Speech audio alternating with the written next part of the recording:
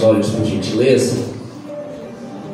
Querido Deus e amado Pai, ó Deus, obrigado pelos louvores que já tem falado ao nosso coração, ó Deus amado, desde já pedimos a Ti neste momento, abra o nosso entendimento, Pai, os nossos ouvidos espirituais, ó Deus, para que possamos receber a Tua palavra, ó Deus, fala com o Teu povo, fala com a Tua igreja, Pai, não o que queremos ouvir, mas sim o que precisamos ouvir. Usa o Teu servo como canal de bênção para nossas vidas, assim te pedimos e te agradecemos em nome do Pai, do Filho e do Espírito Santo, amém? Aplaude aos céus pela vida do céu dele.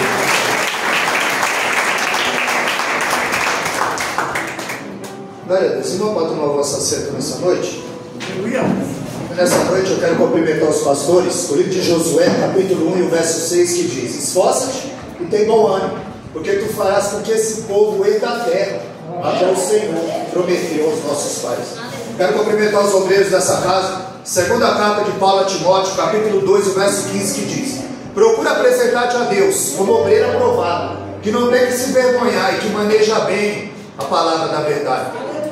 Quero cumprimentar também os adoradores nessa noite, no Salmo 22, o verso 3.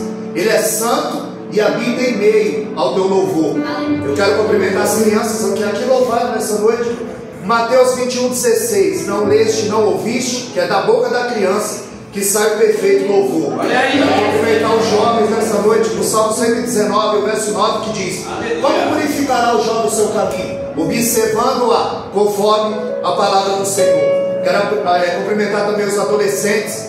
Primeira carta de João, capítulo 4, verso 4, que diz: filhinhos, vos escolhi porque sois fortes e já tendes vencido o maligno, porque maior é o que está convosco do que o que está no mundo. Quero cumprimentar minhas irmãs, o livro de Lucas, capítulo 1 e o verso 28. Salve agraciada, o Senhor é contigo e bendita és tu entre as mulheres.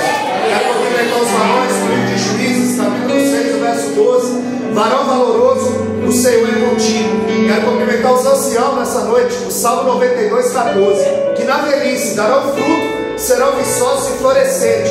Se tem alguém afastado em nosso meio, eu cumprimento o livro de Lucas, capítulo 15, o verso 18. Levantar-me-ei e ter com meu pai. Ainda afastado nessa noite, Zacarias 1,3. Volta-te para mim, Israel, e eu voltarei para vós. Se tem alguém afastado em nosso meio nessa noite, cumprimento com Tiago, capítulo 4, verso 8. Chegai-vos a Deus e Ele se chegará a vós. Quero cumprimentar toda a igreja com o livro de Apocalipse 2,10. Ser fiel até a morte, dar-te-ei a coroa da vida. Toda a igreja, Apocalipse 3,11. Guarda o que tens, para que ninguém tome a tua coroa. E ainda toda a igreja nessa noite. O livro do profeta Amós, capítulo 4, verso 12, que diz: prepara-te, ó igreja, prepara-te, ó Israel, para encontrares com teu Deus. Eu vos saúdo com a santa e a gloriosa paz do Senhor Jesus. Amém, igreja? Amém. Vamos abrir as nossas Bíblias.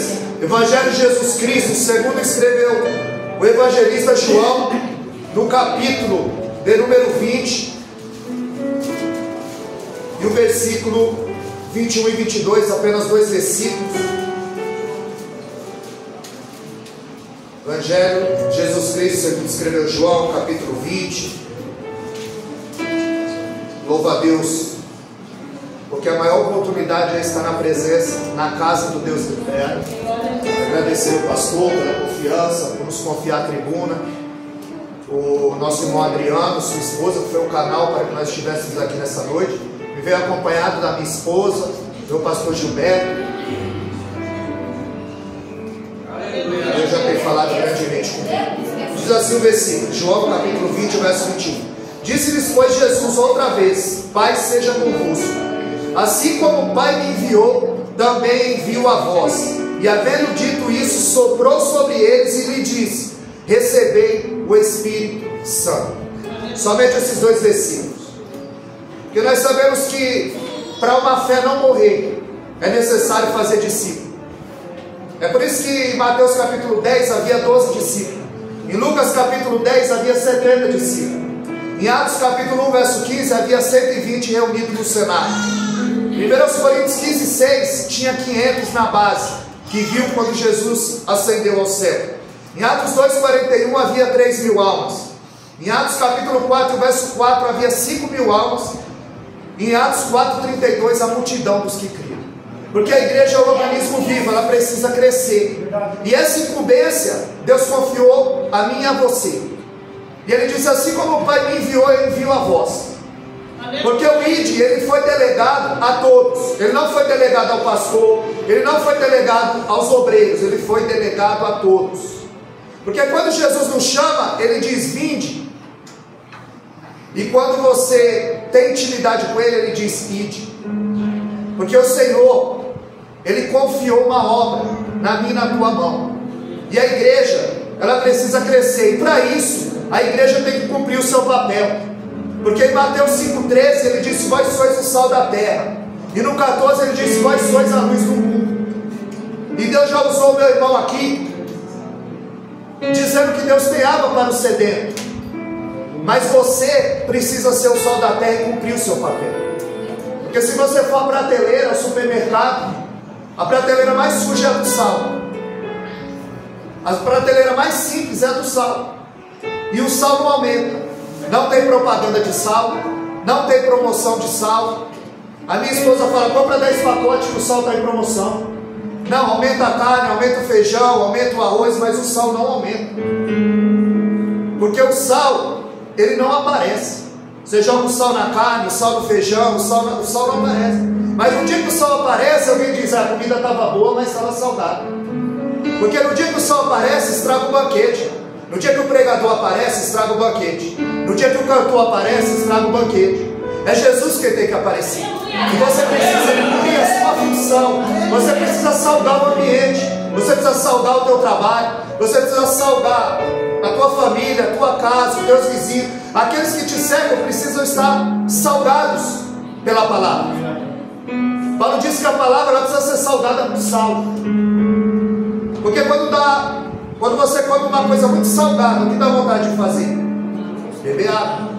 Aí Deus já usou meu irmão em João 7,37. Jesus se põe em pé e diz, aquele que tem sede, venha a mim e beba de graça da água da vida. Aí meu irmão leu aqui, Nicodemos era teólogo, diploma na parede, mas não entendia o trabalhar de Deus. E ele disse, tu é formado, teólogo, mestre, doutor em Jerusalém, não entende essas coisas? A mulher samaritana também não entendeu o linguajar de Cristo. E Jesus, ele sempre foi simples. E o meu irmão frisou bem aqui, João é conhecido também como o Evangelho das Águas.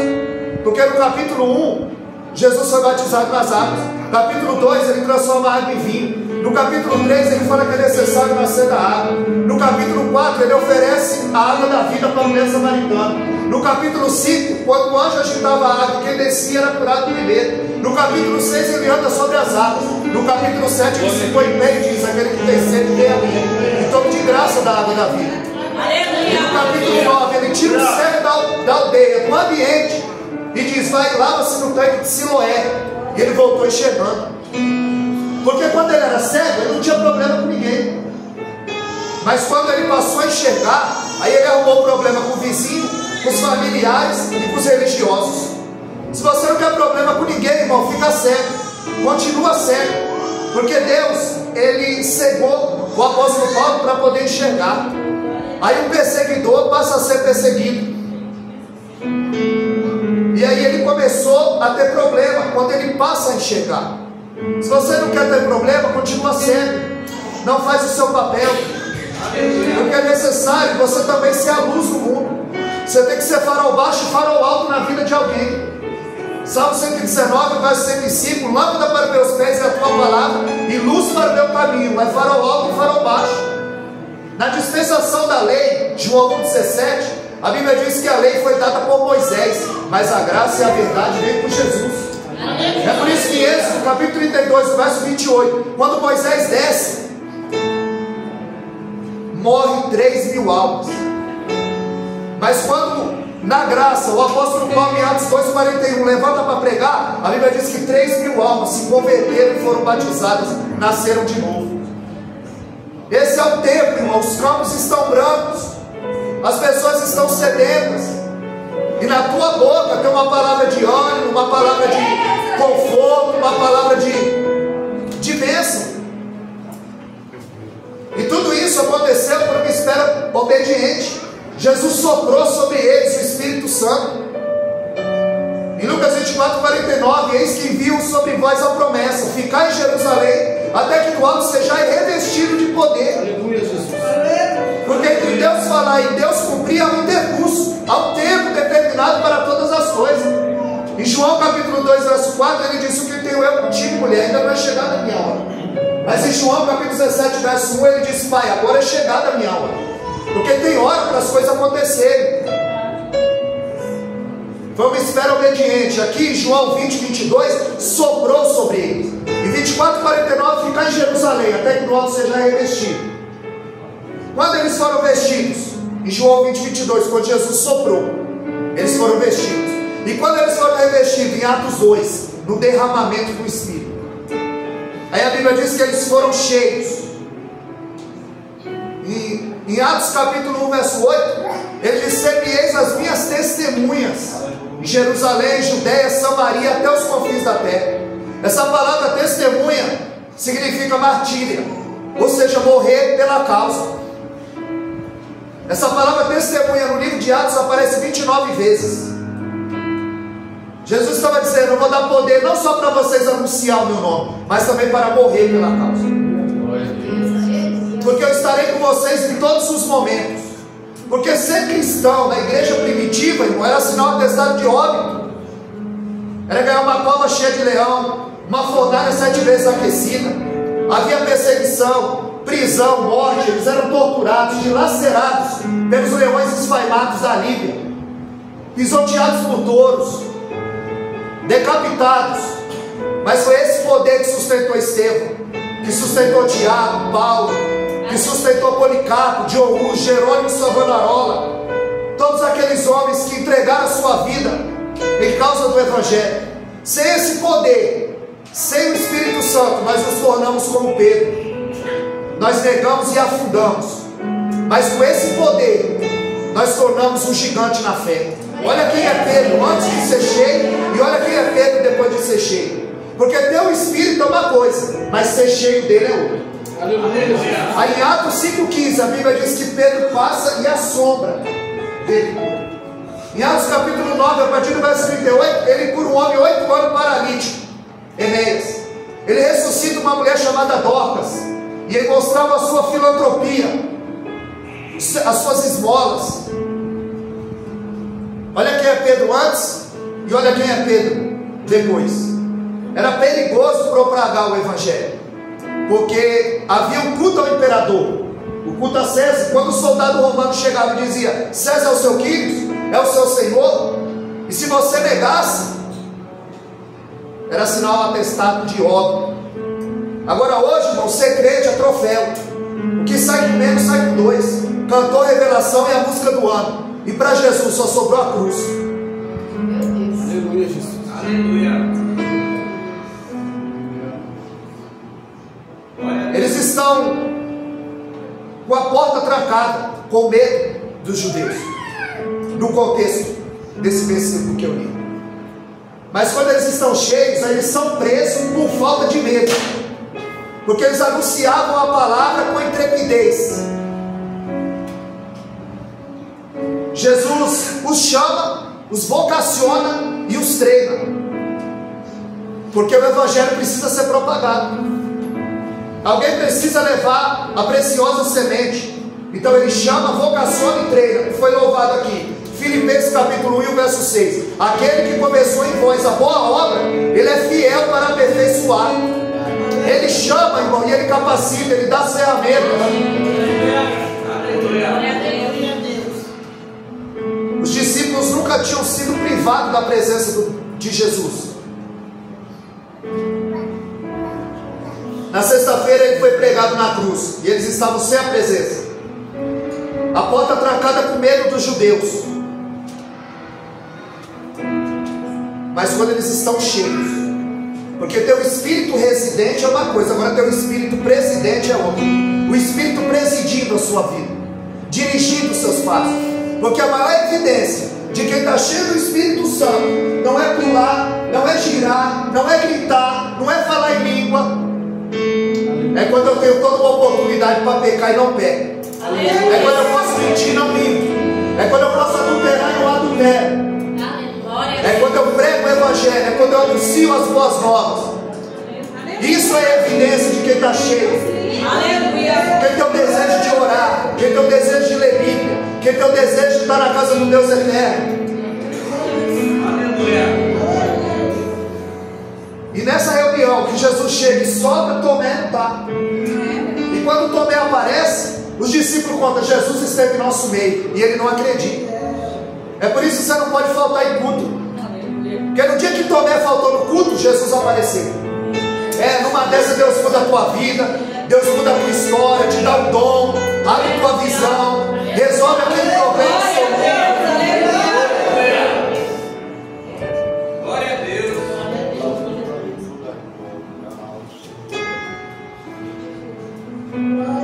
Pessoas ficaram conhecidas por algumas características. Nós vemos que Tomé ficou conhecido pela sua incredulidade. Davi, segundo o coração de Deus. Pedro, sanguíneo. João, a quem Jesus mais amava. Judas, pela traição. Paulo, pelas suas cartas. Mas André, irmão de Pedro, ele ficou conhecido como aquele que levava as pessoas a Cristo. André, irmão de Pedro, as 3 vezes que ele aparece na Bíblia, ele está levando alguém a Jesus. Ele é o prototipo perfeito do cristão, porque ele apresenta Pedro, seu irmão, a Jesus. E olha quem Pedro se tornou: o dos 3 mais íntimos. André é aquele que não tem ciúmes. André é aquele que não tem dificuldade em ser o segundo. Aquele que se alegra com a vitória do irmão. Em João capítulo 1, verso 41 e 42, André está levando Pedro a Jesus. Em João capítulo 6, verso 8, André diz: Jesus, aqui tem um menino, um rapaz, que tem 5 pães e 2 peixes. André leva o rapaz a Jesus, apresenta Jesus ao rapaz. Em João 12, 21 e 22, os gregos vão até Filipe e diz: os gregos querem ver Jesus. E diz a André leva os gregos até Jesus.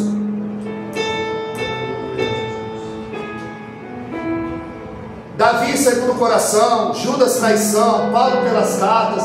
André, como aquele que levava aos pés. E nós somos conhecidos como o quê? Qual é a característica que marca a tua espiritualidade? Candaragaçu. Alabá, subde, cantarabra, subde, res. Glória a Deus. Qual é a tua fama que está correndo por aí? Segundo Reis 4:9, quando Eliseu passava, a mulher dizia: ali vai o santo homem de Deus. Será que alguém tem dito isso a nosso respeito? Aonde Uzias ia, a fama dele chegava primeiro. Aleluia. A fama de Jesus se espalhou, ele não podia entrar nem sair da cidade. Qual é a minha fama que está correndo por aí? Em Lucas 5:11, a Bíblia diz que eles deixaram tudo e o seguiram. André, Tiago, João e Pedro deixaram tudo e o seguiram. E eu vi pescadores de almas na camisa dos irmãos.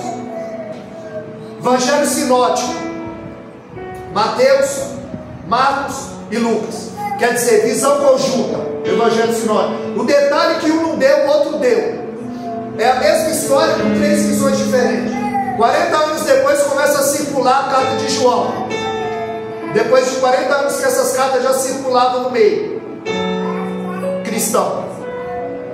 É por isso que um diz que uns costuravam a rede, o outro diz que outros lavavam a rede, o outro diz que outros limpavam a rede, e outros dizem que outros guardavam a rede.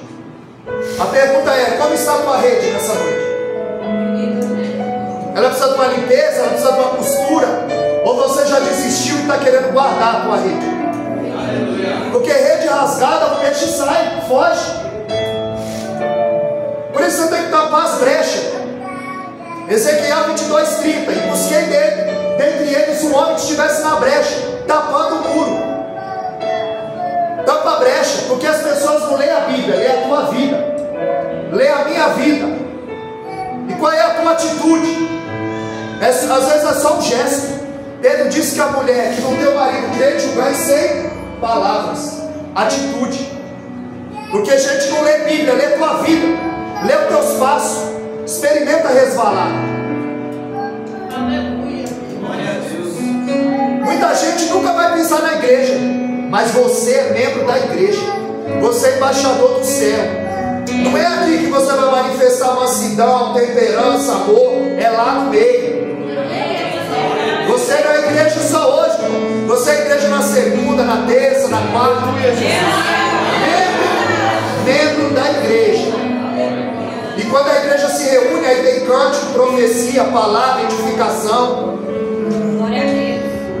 Jesus encontra Pedro e diz: tu és Simão, filho de Jonas, e será chamado Pedro.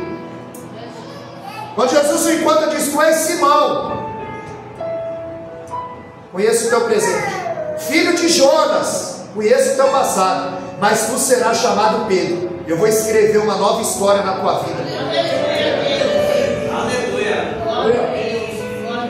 Aos Hebreus 13:8, Jesus disse que Ele é o mesmo ontem, hoje e será eternamente. Ele está dizendo: eu posso curar os 3 mal do século: a depressão, a doença do passado, excesso de passado. Ninguém fica depressivo pelo que vai acontecer, fica depressivo pelo que aconteceu. Excesso de presente é o estresse. Ninguém fica estressado pelo que aconteceu ontem, fica estressado no presente. E a ansiedade é o excesso de futuro. Jesus está dizendo: eu sou mesmo ontem, hoje e serei eternamente. Eu posso curar a tua depressão, teu estresse e a tua ansiedade. Entrega o teu caminho a Ele, irmão. Lança sobre Ele a vossa ansiedade, porque Ele tem cuidado de vós. Pedro é pescador profissional. Ele sabe que à noite os peixes maiores saem para se alimentar. E havendo pescado a noite toda, ele conhece cada milímetro do mar da Galileia. Ele domina o que ele faz. Pescado a noite toda. A demanda ele tinha, mas o produto, ele estava frustrado. A noite toda. O Salmo 30, verso 5 diz que o choro pode durar uma noite, mas a alegria, essa alegria é uma pessoa. Jesus, a alegria chega pela manhã naquela praia. Flávio José disse que havia 300 barcos e Jesus entrou no barco de Pedro. Jesus podia ter escolhido muitos outros, mas foi você. Ele quer tomar o barco, a direção da tua vida. E por que ele pescou a noite toda? Ele pegou ele ia na força do braço. Jeremias 17:5. Maldito o homem que confia no homem, nele mesmo, e faz do seu braço de carne a sua força, e aparta o coração do Senhor. Jesus toma o barco de Pedro e diz: vamos ao mar alto, vamos ao fundo. Colossenses 3:2. Buscai as coisas que são de cima e não as coisas que são da terra. Jesus está dizendo: afasta o teu barco da terra, afasta os teus pensamentos da terra. E Pedro diz: sobre a tua palavra, havendo pescado a noite toda, mas sobre a tua palavra eu lançarei a rede. Confia na palavra. O texto diz: aquele que crê em mim, como diz as Escrituras. Palavra. Jeremias 1:12. Ele vela sobre a palavra dele para cumpri-la. Isaías 55:11. Assim será a palavra ao sair da boca dele, não voltará vazia. Isaías 48. Seca-se a erva, cai as flores, mas a palavra de Deus subsiste eternamente. Mateus 24:35. Vai passar o céu, a terra, mas essas palavras não vão te passar. Provérbios 35. A palavra de Deus é escudo para os que nele confiam. Abacuque 3:2. Senhor, ouvi a tua palavra e temi. No meio dos anos, aviva a tua obra. No meio, porque no começo tudo é festa, primeiro amor. E ele diz: no meio dos anos, aviva. Apocalipse 1:3. Bem-aventurados que leem, os que ouvem, os que guardam a palavra dessa profecia, porque o tempo está próximo. Tiago 5,9 diz que o juiz está às portas. Em João 6,68, esse mesmo Pedro disse: para onde iremos nós, se só tu tem palavra de vida eterna? A maior promessa, 1 João 2,25, essa é a promessa que ele nos fez, a vida eterna.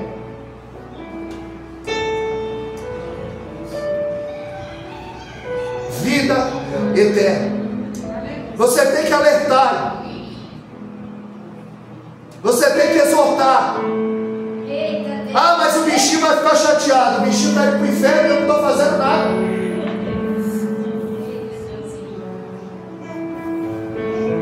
Quando ele obedeceu, o milagre aconteceu. As redes se rompiam e ele fez sinal para o barco do lado.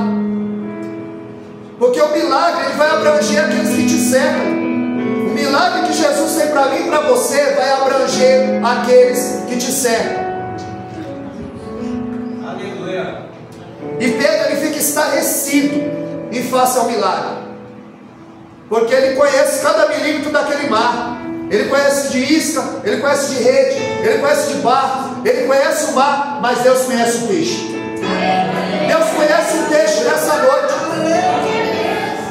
Tem um corinho que diz que na igreja não tem presbítero, não tem diácono, não tem pastor. Quando você passou na porta, o varão fiscalizou. O varão já fiscalizou de alto a baixo.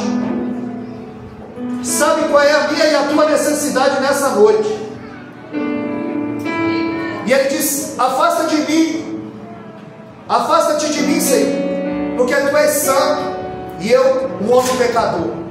Jesus disse: Pedro, eu não entrei no teu barco para uma aventura, eu entrei no teu barco foi para mudar a tua história. Jesus quer mudar a tua história aqui nessa noite. Jesus quer mudar a minha história nessa noite. E Deus estava colocando fim no ofício de pescador, porque a rede se rompia. E a Bíblia diz que deixando tudo, o seguiram. Porque ele disse: Pedro, agora você não vai ser mais pescador de peixes, mas pescador de almas, de homens. Porque quando você pesca, a palavra pesca significa capturar algo vivo. Quando você pesca, você captura algo vivo. E quando você tira o peixe da água, logo o peixe morre. Jesus está dizendo: agora você vai ser pescador de homens mortos, e eu vou dar vida para eles. Efésios capítulo 2, verso 1. A Bíblia diz que nós estávamos mortos em nossos pecados e delitos. E Efésios 2,8: sois salvos pela graça. Isso não vem de vós, é dom de Deus. É a versatilidade da palavra fé. Fé natural, fé sobrenatural, fé salvífica. Porque para Deus fazer os peixes, Ele disse: mar, produza peixe. Ele disse: terra, produza árvores. Mas o homem Ele fez uma coroa da criação, com as mãos. E Ele disse consigo mesmo: façamos o homem a nossa imagem e semelhança. Por isso que você tira o peixe da água, ele morre. Você tira a árvore da terra, ele morre. Se você tirar Deus da sua vida, do seu dia, do seu viver, você morre espiritualmente, fisicamente e eternamente. Romanos 10,14. Paulo disse: como invocarão aquele que não crê? E como crerão daquele que não ouvir? E como ouvirão se não há quem pregue? E como pregarão se não forem enviados? E Jesus disse: eu vos enviei como o Pai me enviou. Você foi enviado. Ah, eu não senti que eu fui enviado. Não é para sentir, é para obedecer.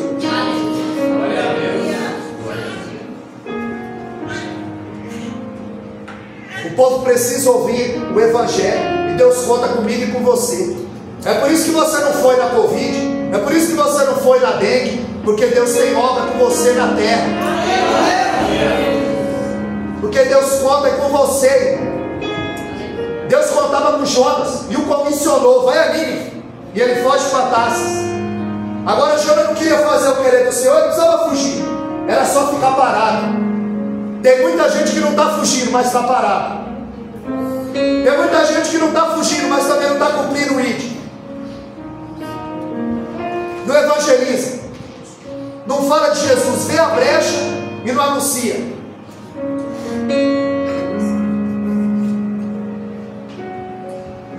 pecado aumentou em mim e precisava de uma intervenção divina. Aí veio a palavra de Deus a Jonas.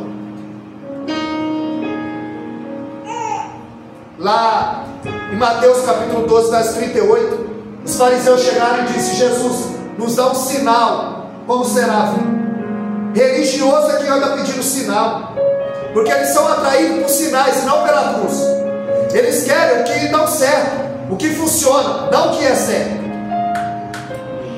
Jesus disse: não vos será dado outro sinal, senão o sinal do profeta Jonas. Porque o profeta Jonas, ele pagou o preço, pagou a passagem para entrar no barco. Jesus pagou o preço para subir na cruz.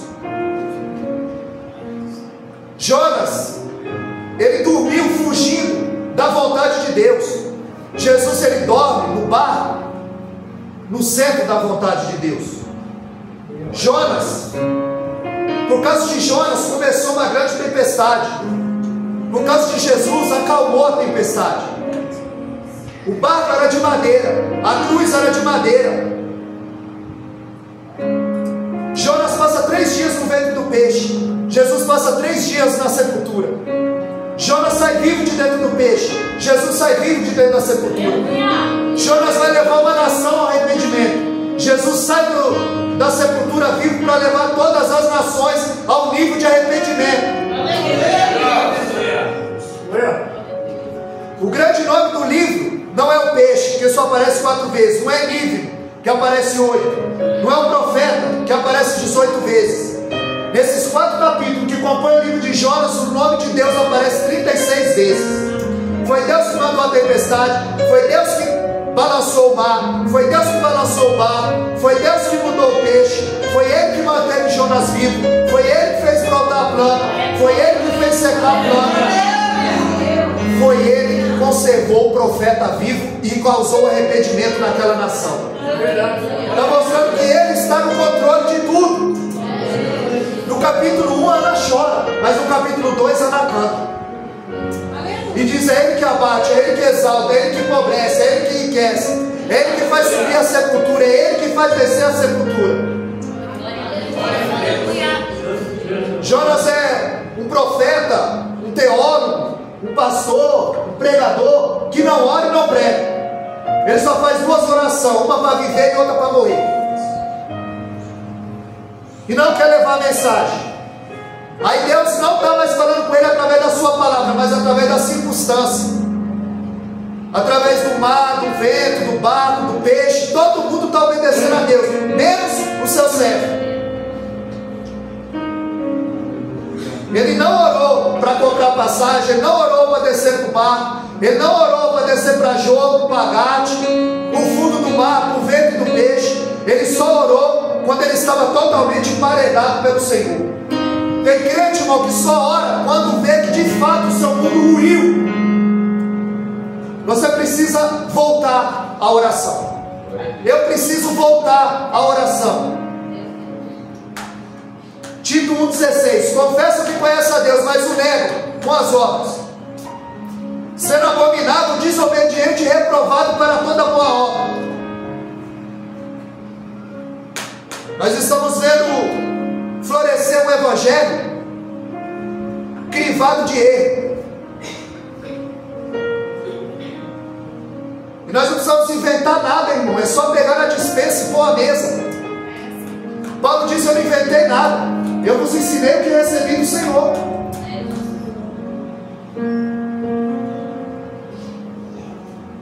Nós estamos vendo um evangelho atrofiado, um evangelho crivado de erro, um falso evangelho, um evangelho que promete conforto e não renúncia, um evangelho que o homem é o centro, é antropocêntrico, um evangelho que não precisa nascer de novo. Eles querem a bem-aventurança na terra e não no céu, eles querem o paraíso na terra.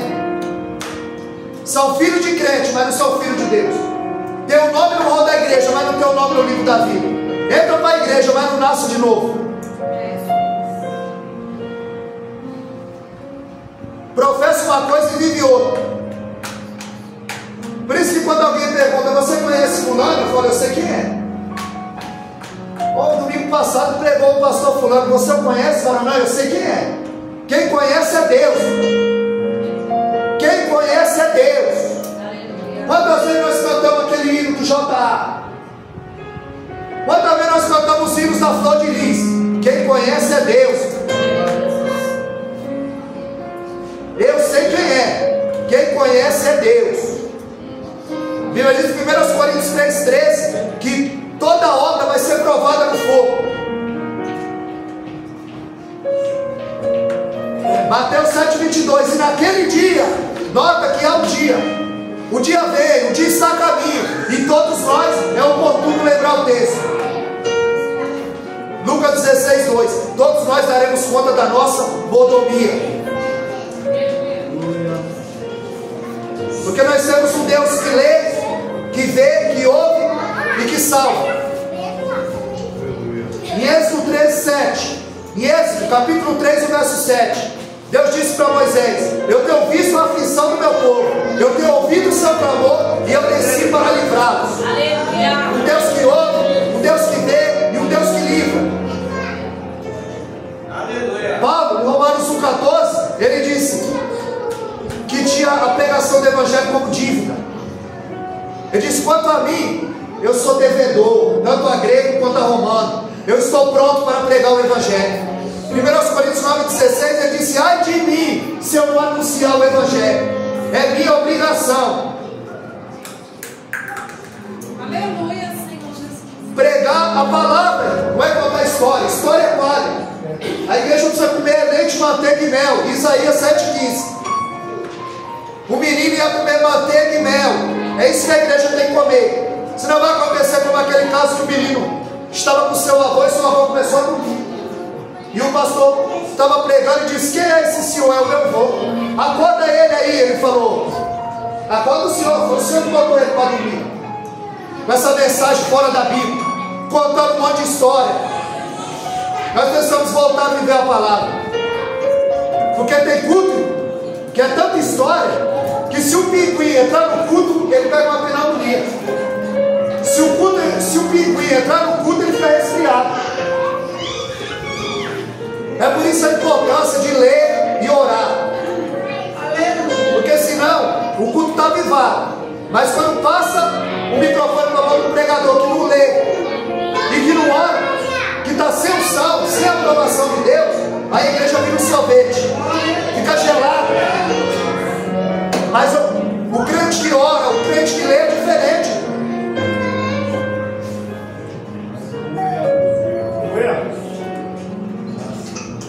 É diferente. Para encerrar, o homem de Deus é diferente. Eu me lembrei daquele rapaz que passou em frente à igreja, essas igrejas tradicionais, sentou lá atrás, no último banco,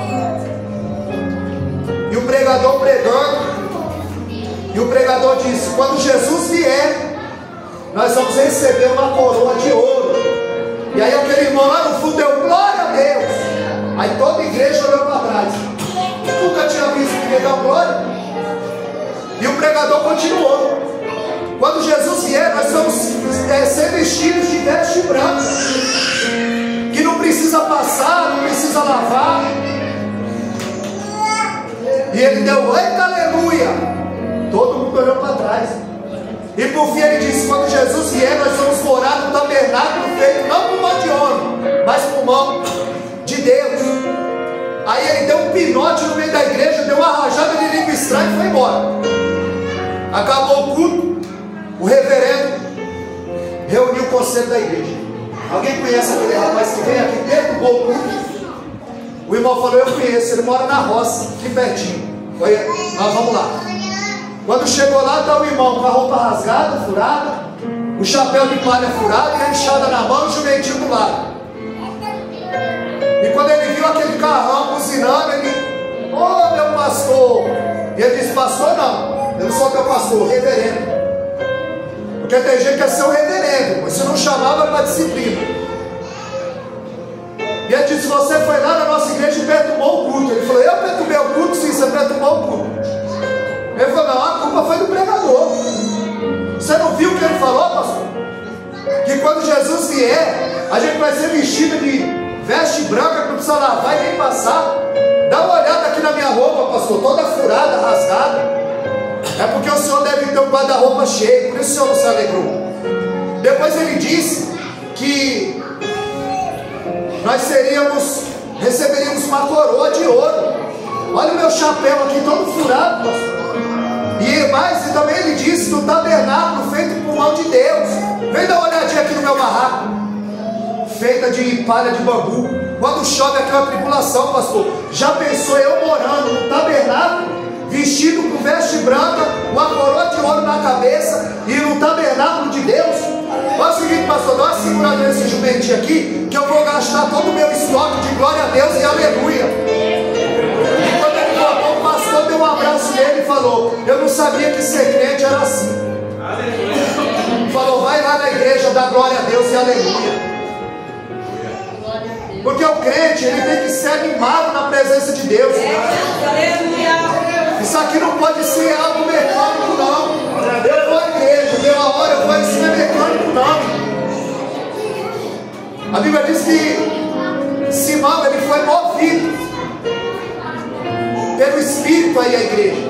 E quando chegou lá, ele apresentou Jesus no culto. E ele disse: agora eu posso morrer em paz, porque os meus olhos viram a salvação. Você precisa apresentar a salvação. Você precisa anunciar as boas novas. Jesus disse: eu enviei a vós como o Pai me enviou. Jesus, ele não veio fazer cruzada evangelística, uma cruzada de milagre. Ele não veio curar todo mundo, ele veio fazer uma cruzada evangelística, apontar quem é o Pai. Nós estamos falando de vida eterna. Mas não está falando de brincadeira. Isso aqui é batalha espiritual. Ou você acha que o adversário está feliz que você está aqui hoje, ouvindo a palavra do Deus eterno? Ele quer tirar as vendas dos seus olhos, como tirou da venda de Paulo, para que você venha enxergar. Porque Jesus disse em João 8,12: eu sou a luz do mundo. E Ele quer tirar a venda do teu olho. Ele quer tirar a venda do teu olho. A preocupação de Jesus era com a alma. Para onde a tua alma está indo? Se você morrer hoje, se você deitar hoje e não acordar, para onde vai a tua alma? E tem coisas que passam pela nossa vida e não voltam mais. E essa é a oportunidade. Se tem alguém aqui que quer receber esse Jesus na sua vida, como o único Senhor e Salvador da sua vida, para você receber essa coroa de ouro, para você receber essa veste branca, e para você morar no tabernáculo onde a rua é de ouro. Lá não tem noite, porque ele brilha mais do que o sol. As ruas são de ouro.